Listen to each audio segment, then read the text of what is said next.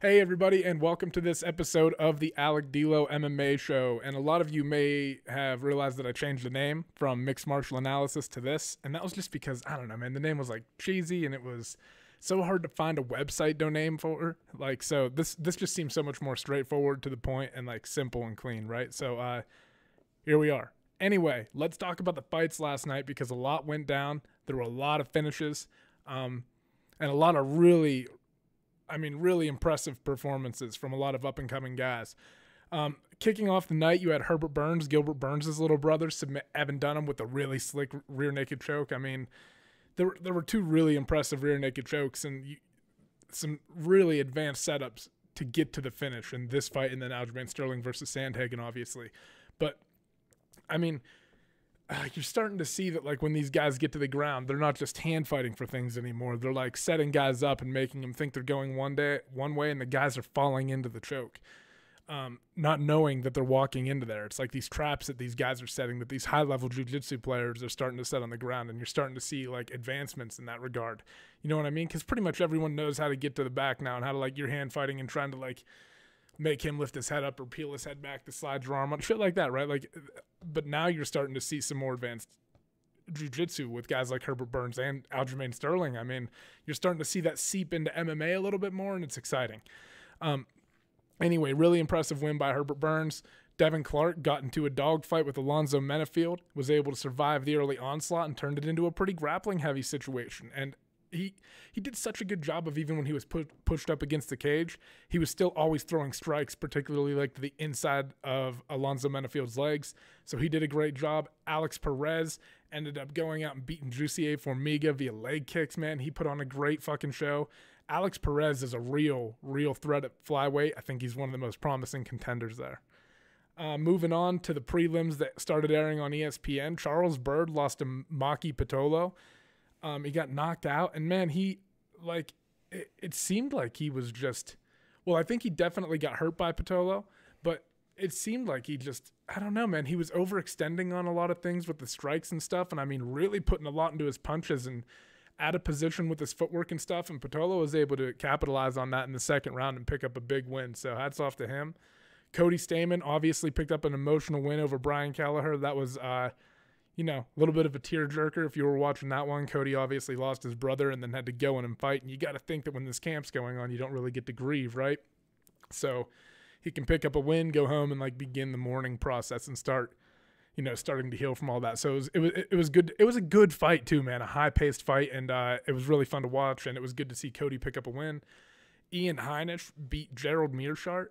And every time I watch Meerschaert, man, I always, like, one of the techniques, for whatever reason, I always pick up on is his left kick to the body. He just sets it up so nicely, and his timing with it, and he was starting to work that against Heinisch, but Heinisch, man, just like came over top with that right hand and put an end to the night quickly, within 2 minutes of the first round, 1 minute 14 seconds. So impressive win for Ian Heinisch, and middleweight's starting to look like it's got, middleweight's getting interesting, man.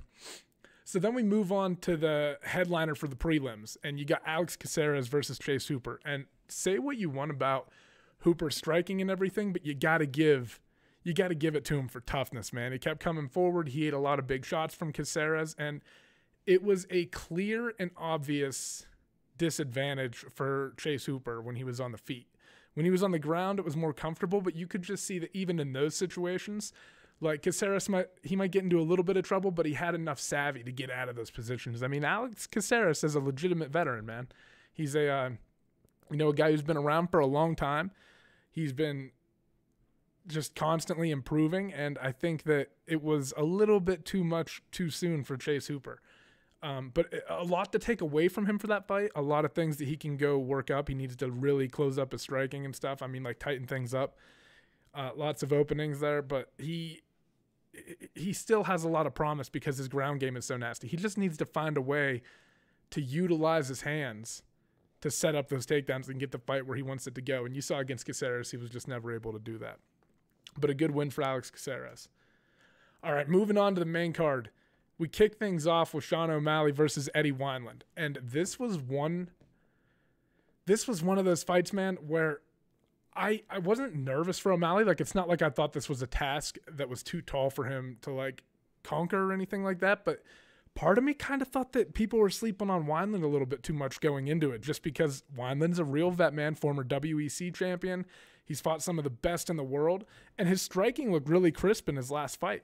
He counters well. He's got some awkward movement, and he sets things up, and he slides out of range and fires back with that right hand really nicely. But the difference maker in this fight, and the difference maker in a lot of fights, is the creativity of Sean O'Malley and subtle little things that he does. And you can just see that, like, when he threw that, like, he feinted with that uppercut and the hands came down from Wineland, he immediately just turned it over and came over top. And it's like, his striking is very advanced, and he looks so much better now even. And even, like, you can tell that he's in better shape. Like, he's filled out better. He's a more complete fighter than when we saw him on the Contender Series. So, constant improvement, and he's kind of got that wow factor about him, man. And a lot of people are wondering, like, what's next for Sean O'Malley? Who's he going to fight? And I've seen some stuff, like someone tweeted on Twitter, Cody Garbrandt versus O'Malley. I don't think that's what you want to see yet. But I could see Sean O'Malley. He's going to crack that top 15 with this win, no doubt, especially with the way he did it. I think you might see him fight somebody like a John Dodson or a Jimmy Rivera. I think those two guys might make sense. I think they're both veterans. They're both considered elite fighters, right? They're ranked in the top 15. They've both seen world-class talent. And maybe just, I mean, like, no offense to Eddie Wineland, nothing like that, but they would be considered a notch above him in terms of talent, right? So you got to see Sean O'Malley progress, and if he takes care of business like that, now you're probably going to start talking about him fighting the top 10. And he's a star. Like, man, he's got that star power about him. So if he keeps knocking people out, if he keeps doing this, especially in the way that he did that walk-off knockout, I mean, when he sent that right hand over top and connected, he knew he put him the fuck out, and he just walked off, man. It was beautiful. And if he keeps doing that throughout his career, you're going to see him get a fast track to the title, just because it's going to be that Conor McGregor thing, man, where, like, he just comes out, he's got a unique personality, he's sellable, and he puts on a fucking show. So I bet the next time you see O'Malley fight, it's going to be probably in a main event on a free card on either ESPN or ESPN Plus against probably somebody around the talent level of, like, John Dodson, Jimmy Rivera. I would guess someone like that. You might see him fight, like, Song Yadong or Cheeto Vera, but those guys don't seem like a big enough name after what he just did. He's going to need somebody with a little bit more recognition in the division, I think he deserves that. Like, it's just the way he's winning, man. You can't deny it. And he's got that star power. So we'll see. Big things for Sean O'Malley are going to be coming down the road. All right, next we had a welterweight bout between Neil Magny and Anthony Rocco Martin. And this was a really interesting fight because Rocco Martin is he's a high-level black belt, right? He's not like a Damian Maia black belt, but he's submitted guys like Jake Matthews, and most of his wins have come via submission in his career. And he was going up against a guy in Neil Magny who's more of a striker, uses that length and stuff well, right? And he keeps guys at range, and Martin had to find a way to close that distance off in this fight, and he did a good job of it through the first and second round. I thought those two rounds, I thought they were kind of hard to score, but I just thought that they were going to give it to Martin because of the forward pressure. I think that Magny was more efficient when they were in open space and everything, but even Martin would still land there. I don't know. I would have to rewatch the fight and actually score them. But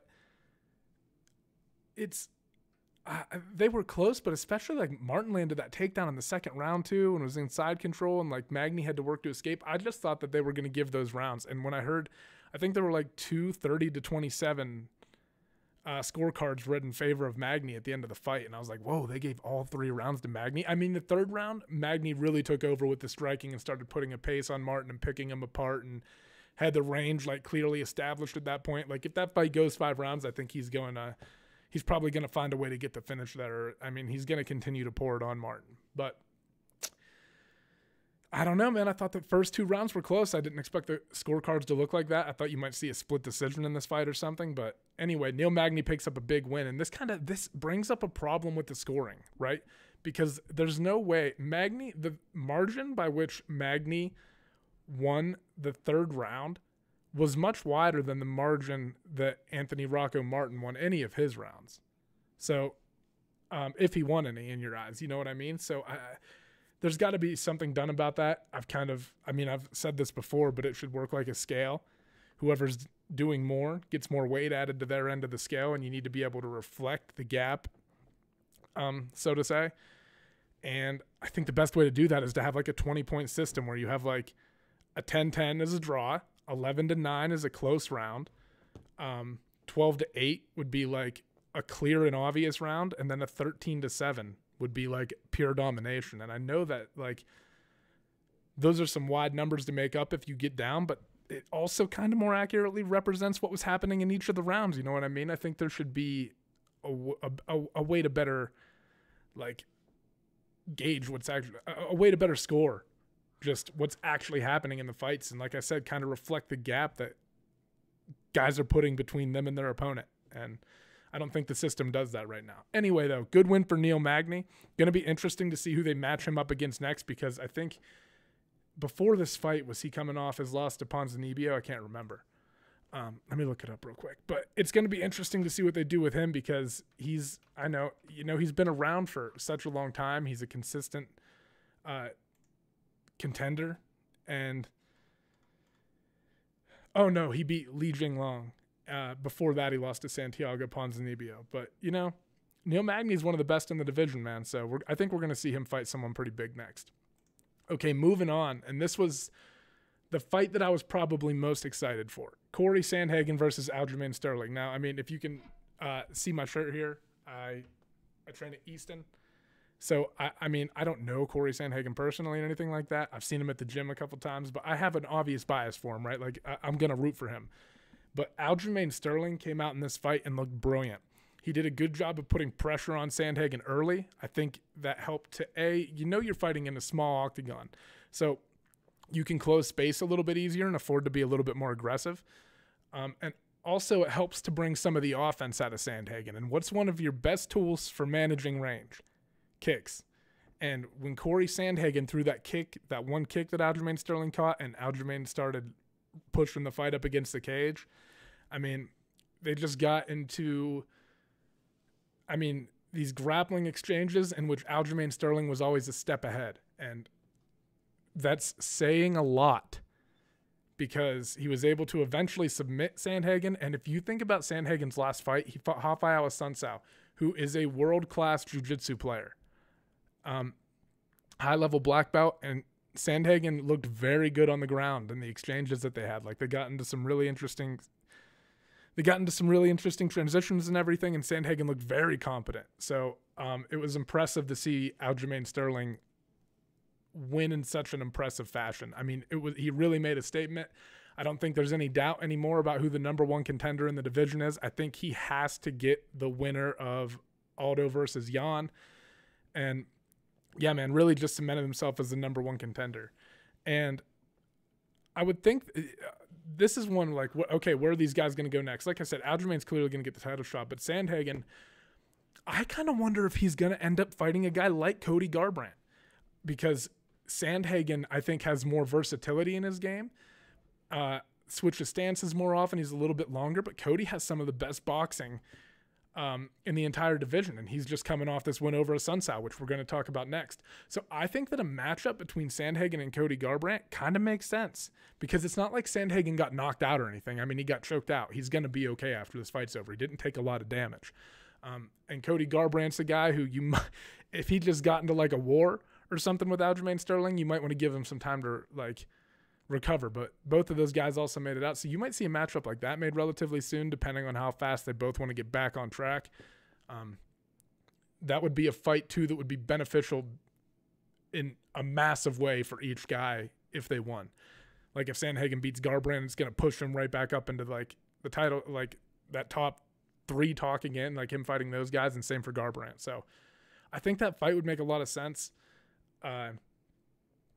And it's 135 is in an interesting place, man. And in my opinion, the second best division in the UFC right now behind 155. It's so fucking deep. There's so much talent there. But yeah, it was, disappointing to see Corey Sandhagen win a little bit, but also you just got to respect the level of detail in Aljamain Sterling's game. And I did a video like breaking down, it's just like a more detailed look at how Aljamain Sterling won the fight. I just thought it deserved more attention. So I'll drop a link to that in the description for this video. Moving on. Cody Garbrandt putting on a fucking show. Cody 2.0, as people are calling him online, right? And he starts working with Mark Henry. And the thing that you notice right off the fucking bat is patience. He's working behind his kicks. And you got to imagine that Mark Henry's probably telling him, listen, man, your boxing is there. Your hands are always going to be there. Like, they're always going to be a valid weapon.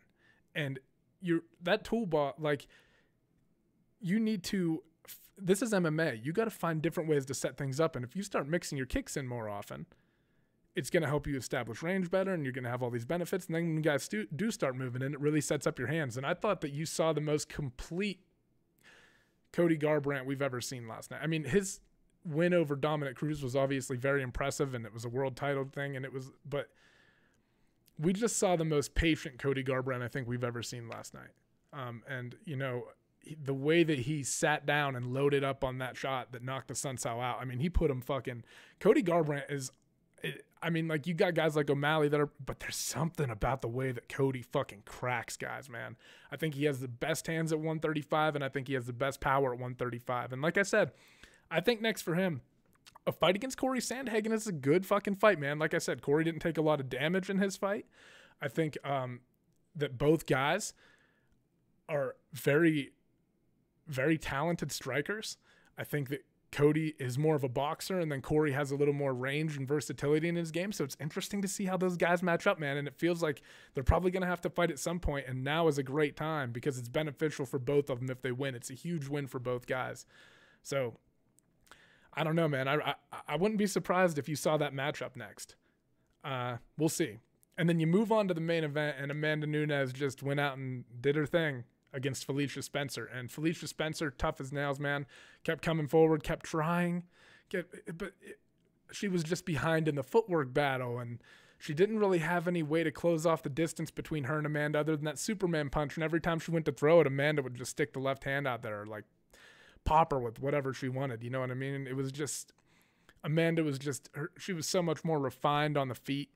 Her footwork was so much more precise, and Felicia just kept getting into a deeper and deeper hole as the fight went on, to the point where you thought the corner might stop it, but Felicia was still trying. And you want to let your fighter have, like, you want to let them go out and try to finish the fight, right, and do what they can, and, like, let them be proud of themselves for making it the whole way through.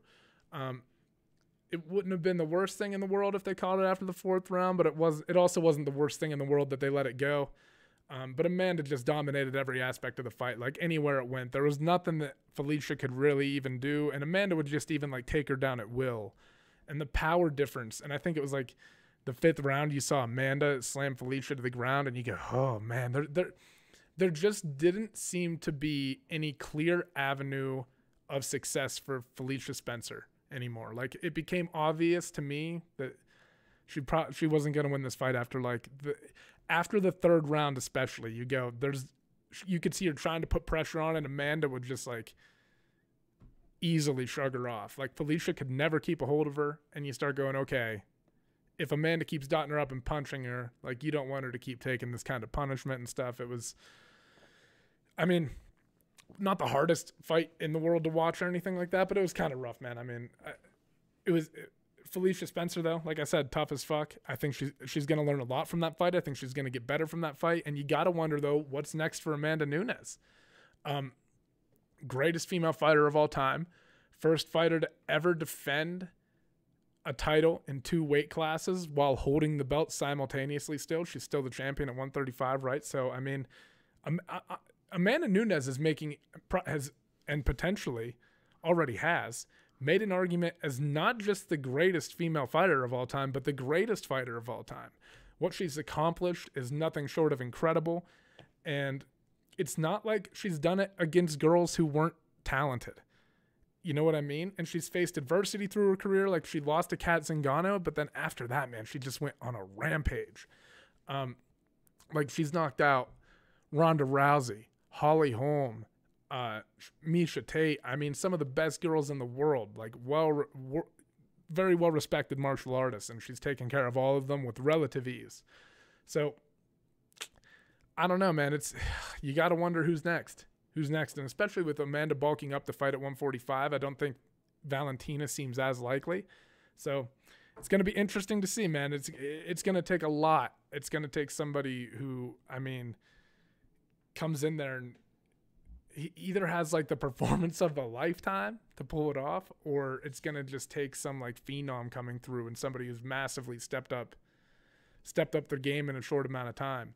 Like they mentioned on the broadcast, maybe somebody like Jermaine Durandamy, who has such a strong base in Muay Thai, but could probably work to defend takedowns. You know what I mean? Just spend all of her time doing that. Similar to how, like, we talked about Cody, how his boxing's always going to be there. Like, Jermaine's striking is always going to be there. So if you can just refine the takedown defense aspect, that fight against Amanda becomes a little bit more interesting, you know? So we'll see. But, yeah, great night of fights. A lot of things went down. Oh, and also I wanted to talk about Conor McGregor said that he's going to retire. So now Dana White's in this position where he's kind of feuding with John Jones. He's feuding with Jorge Masvidal. Now Conor McGregor said he's going to retire. And I don't think he's going to retire. I think Conor knows that there are a bunch of